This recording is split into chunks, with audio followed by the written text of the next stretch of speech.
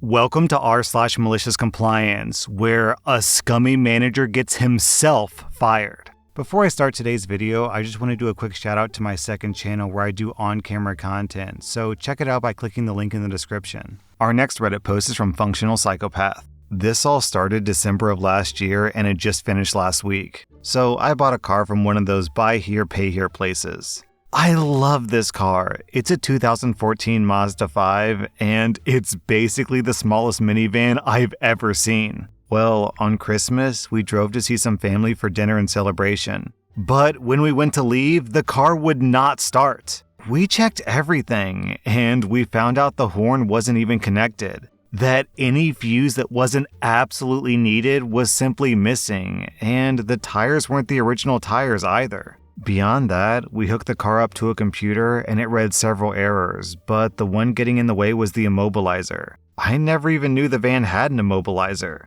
Okay, I gotta take a quick detour here. I know nothing about cars. I don't know what a fan belt is, I don't know what a transmission is, I don't know what any of that stuff is. But why would a car have an immobilizer? Isn't that the exact opposite of what a car should be doing? Isn't that like installing a heater inside of your refrigerator? I don't know. It doesn't make any sense to me. But anyways, I called AAA to get a tow truck, but because we were in the middle of nowhere, AAA couldn't get a tow truck to us under our free membership. So we had to call a tow truck and then submit the bill to AAA after the fact. So my family let us borrow their car and the van was towed to a shop.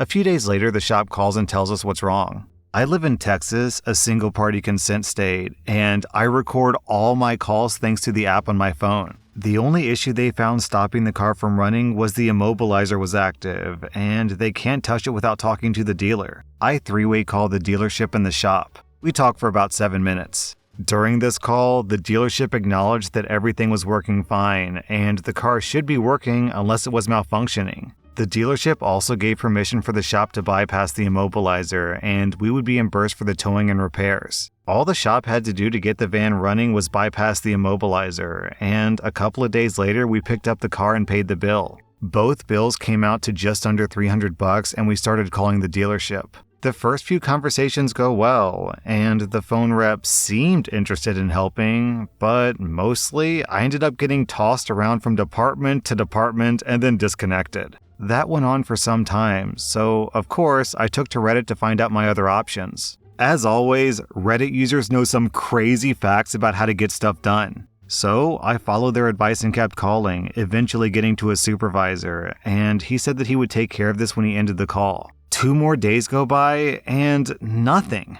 So I call back, and I get tossed around until I get to another manager who says, "We are not responsible for mechanical issues," and then hangs up. I call back, now quite annoyed, and eventually get back to the same manager. I explain that I have all the information and call recordings, including the repair shop 3-way call. He cuts me off and says, "What, are you gonna take us to court over $296? I don't think so, but go ahead and sue. We will win, and if that small amount is worth suing to you, you probably don't have the resources to actually sue." This, of course, made me quite upset. So off I go to a justice of the peace and explain what happened. They give us a small claims form and explain the process. We can fill it out and pay for a constable to serve the dealership, or fill out the paper and take it to the dealership unfiled and explain everything to a manager in person. We chose the cheaper route because the manager on the phone was right. We didn't have the money to have it served, only filed.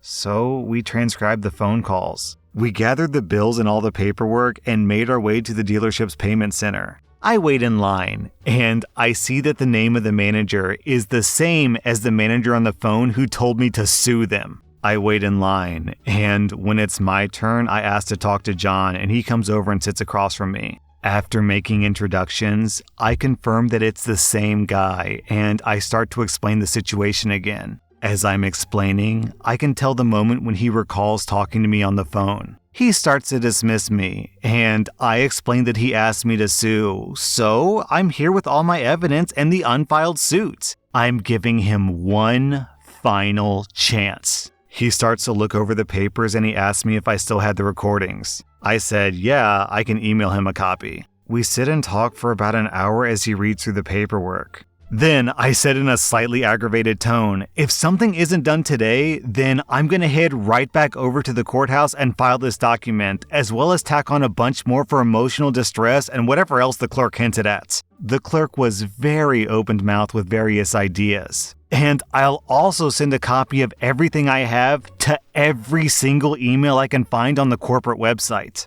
At this point in our conversation, I drew the attention of a woman in a power suit who rushes over for a recap. I found out that she's John's boss's boss's boss, and she's none too happy about how things have gone. She assured me that all would be made right and gave me her cell phone number and email. I gave her a copy of the papers and left. Next Monday at 8 a.m., I got a call asking if credit being applied to my account would be acceptable. I say yeah, and the lady on the phone explains they'll credit $500 to the account as payments. I agree and we talk for a few minutes, and when I ask why it took this much to get things done, she laughed and said, "It shouldn't have, and certain people are no longer employed at the company." Well, today was Wednesday, and when I went to make the payment, it was already cleared, so thank you, power suit lady. Okay, so I'm a gamer. And I'm not really like a corporate world type of person. So whenever someone describes someone wearing a power suit,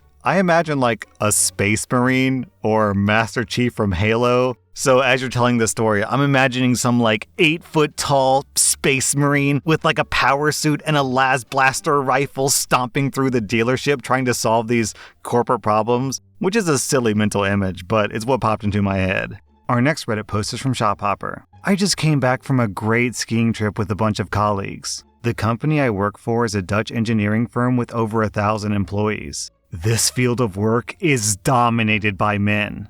Our former CEO was with us on the trip. Let's call her Kathy Johnson. On the day of our return trip, Kathy shared a great story. While she was the CEO, she received many letters addressed to Mr. Johnson or Mr. C. Johnson. These letters were all based on the false assumption that the CEO of an engineering firm must be a man. She instructed her secretary to return every single letter unopened that addressed her as a man. Her secretary, also a woman, loved doing that. She returned dozens of letters over the years, stating that there was no Mr. Johnson at our company. When I asked Kathy about the replies, she told me that the senders invariably sent either a second letter with profuse apologies or were never heard from again. I feel like this is the corporate equivalent of opening your mailbox and seeing a letter that says, "To Dabney Bailey or current resident." Don't you just love it when they say "or current resident," because then you automatically know that it's spam without even having to open it up?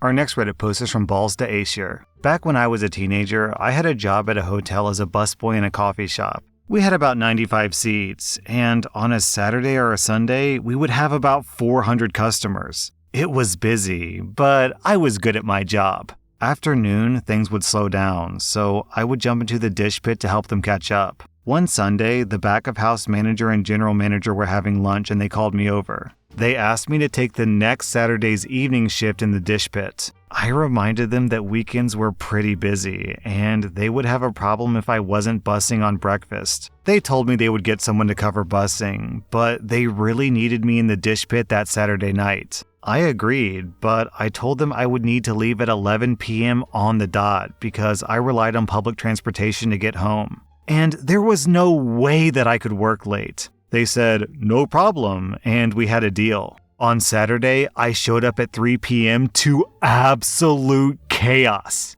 Guess who they had to cover bussing? That's right, the dishwasher. The pit was absolutely stacked with dishes, and then I found out why they needed me on that shift. We used the same glassware, plates, and cutlery for both the coffee shop and banquets, and there was a massive banquet going on upstairs. When I got there, the cook line and the banquet crew were going nuts, prepping and setting up tons of centerpieces, place settings, that sort of thing. It was pandemonium. The back-of-house manager kept yelling at me, "I need forks right now!" And meanwhile, I was fishing through the dozens of bus pans from day's shift trying to get him the stuff that he needed. It took a while, but I managed to do it for him. I took his yelling with a grain of salt, since he was actually a pretty good guy, just stressed to the max.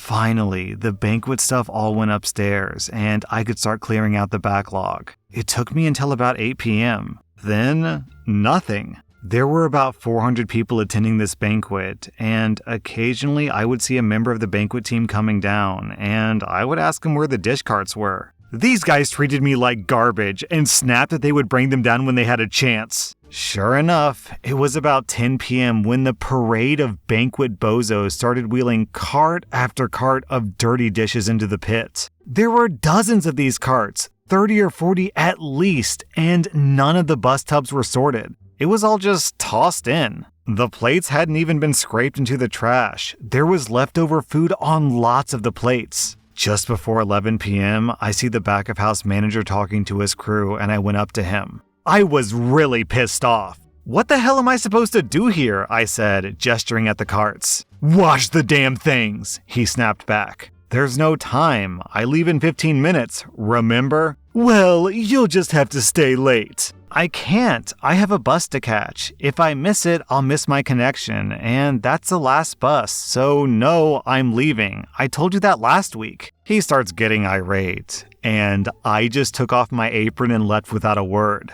The next weekend, I arrive for my busboy shift, and I get called into the general manager's office. The back of house manager was there, and the general manager was asking me why I abandoned the dish pit in such chaos. As it turned out, nobody on the banquet crew could work the pit, and in the morning, there was nowhere near enough dishware and cutlery for the coffee shop.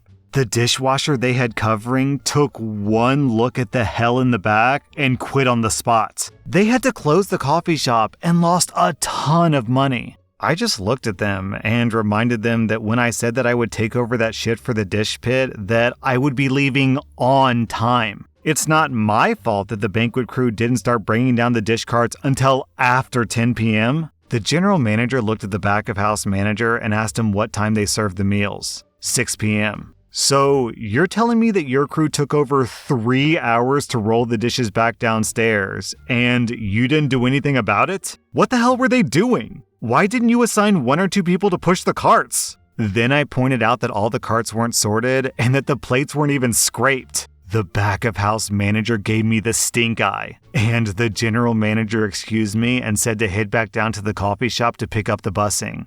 The following weekend I came in, and there was a big notice targeted at the banquet guys. All bus pans were to contain only one item. 1 pan for dinner plates, 1 pan for side plates, 1 pan for glassware, another for cutlery, etc. All dishes were to be in the dish pit no later than 15 minutes after being pulled from the table. All plates were to be scraped of excess food waste before going into the pan. The banquet crew was pissed off that they actually had to do their jobs, and the back of house manager was pissed that a lowly busboy/dishwasher put him in the hot seat. They never asked me to take the evening shift again.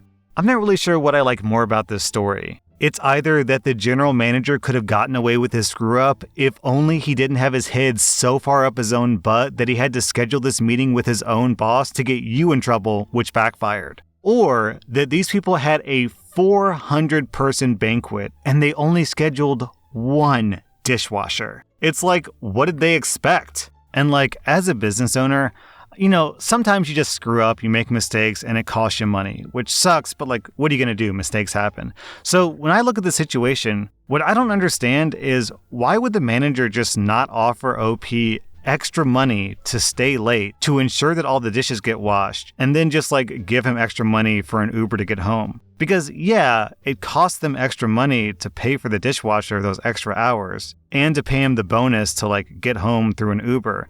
But still, that's going to be less money than you lose by not having enough dishes to serve those 400 some odd customers the next day. It's just so weird to me. Why lose extra money when you could only lose less money? You know what I mean? It just doesn't make any sense. Our next Reddit post is from Bobbert Gnarly. "So I worked in a fairly large store that wasn't very busy until 3 p.m. and only had 2 to 3 employees on the floor in the morning. We were getting complaints from customers that they would have to wait a minute or 2 at the register before getting checked out. We were always filling stock in the aisles, and we were never allowed to just stay at the register. Management decided that the longest any customer should have to wait was 15 seconds before starting checkout. As I always do when given tasks that contradict each other, I ask, hey, so what gets priority? Getting our stock out or ensuring that checkout happens within 15 seconds? They confirmed that checking customers out was a top priority. Perfect. I had my cart full of stock and I was in charge of the register. I put my cart about 7 seconds of walking time away from where I could view the register. So I literally walked for 7 seconds, checked, walked back for 7 seconds, which left me with a single second to do stock. Normally, you can put up a cart full of stock in about 30 minutes. My cart was still quite full after about 4 hours. Management came by and saw me walking back and forth, barely doing any work. I reminded her that what I was doing was top priority, and since I wasn't allowed to stay at the register, that I was accomplishing both my tasks in the most efficient way possible. The next day, the 15-second rule had been abolished. That was rSlash and if you like this content, then check out my second channel by clicking the link in the description. Or check out my podcast where I publish the exact same episodes.